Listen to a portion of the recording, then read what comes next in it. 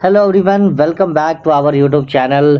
तो आज का जो लेक्चर है वो लेक्चर नंबर 2 है। इससे पहले अगर आपने लेक्चर नहीं देखा है तो आप जाके डिस्क्रिप्शन में लिंक है, वहाँ आप लेक्चर नंबर 1 देख सकते हैं। केमिकल रिएक्शन इक्वेशन की सारी कहानी क्या होता है, कैसे क्या, आज की कहानी में हम समझेंगे कि केमिकल इक्वेशंस क्या होते हैं। केमिकल इक्वेशन क्या चीज़ है भाई, ये किस बला का नाम है, ये क्या चिड़िया है भाई केमिकल इक्वेशन। केमिकल रिएक्शन तो सुना है, व्हाट इज इक्वेशन। देखो भाई, कुछ नहीं है, वे वही चीज़ है जो हम केमिकल रिएक्शन करते हैं। उन केमिकल रिएक्शंस को जो हम बताते हैं कि देख भाई ये मिलके ये बना। जैसे हमने बोला कि भाई कार्बन डाइऑक्साइड है ना, बना। वो कैसे बना? वो कार्बन प्लस ऑक्सीजन के मिलने से कार्बन डाइऑक्साइड बना, या ऑक्सीजन के मिलने से वाटर बना। तो इन बातों को, जो मैंने स्टेटमेंट दिया कि हाइड्रोजन और ऑक्सीजन के मिलने से वाटर बना, इन बातों को सिंबल में रिप्रेजेंट करना ही क्या कहलाता है? केमिकल इक्वेशन कहलाता है। देखिए, अगर आप डेफिनेशन पढ़ेंगे तो ये सेम चीज़ है, केमिकल इक्वेशन और सिंबॉलिक रिप्रेजेंटेशन। सही बात है। किस चीज़ का? केमिकल रिएक्शन का, जिसमें रिएक्टेंट होता है। पता है, जो रिएक्शन में पार्टिसिपेट करते हैं उनको हम रिएक्टेंट बोलते हैं, और जो वो रिएक्शन के बाद प्रोड्यूस करते हैं दैट इज द प्रोडक्ट कहते हैं। एग्जाम्पल के तौर पर अगर हम बात करें कि हाइड्रोजन मिलकर ऑक्सीजन के साथ बनाया वाटर, दिस हाइड्रोजन के रिएक्शन को, this is the reaction, chemical reaction. इसको अगर हम सिंबल में लिखें तो सिंबल में लिखना ही क्या कहलाता है? केमिकल इक्वेशन कहलाता है। तो हाइड्रोजन का सिंबल अगर हम लिखें तो कितना हो जाएगा? H2 प्लस ऑक्सीजन मिलेगा, क्या बना देगा? ये बना देगा H2O बना देगा।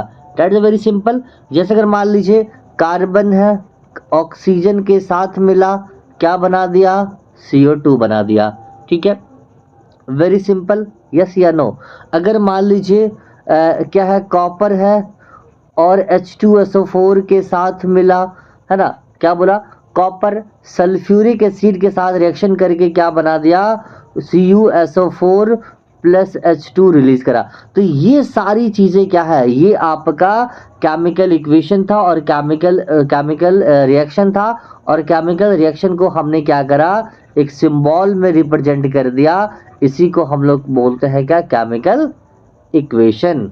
और एग्जाम्पल है, जिंक सल्फ्यूरिक एसिड के साथ रिएक्शन करके जिंक सल्फेट बना और हाइड्रोजन रिलीज। जब रिएक्शन करेगा सल्फ्यूरिक एसिड के साथ तो जिंक का सिंबल क्या होता है? जिंक का जो सिंबल होता है वो Zn होता है। Zn plus sulphuric acid H2SO4 reaction करके क्या बना दिया? जिंक सल्फेट बना दिया।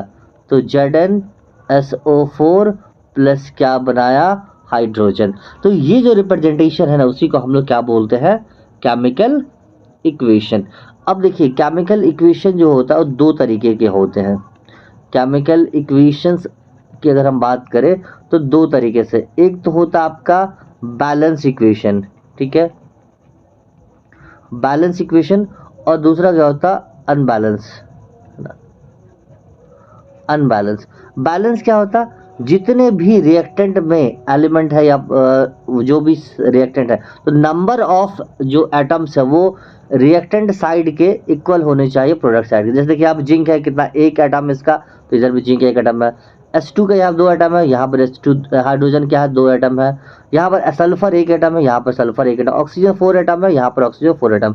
तो ये क्या है? ये वाला जो रिएक्शन है आपका, ये बैलेंस है। अब बैलेंस केमिकल इक्वेशन वही जो मैंने बताया कि chemical equation that has the same number of atom on the reactant and product, है ना, वो सारे एलिमेंट और जो रिएक्टेंट में और प्रोडक्ट में जो सेम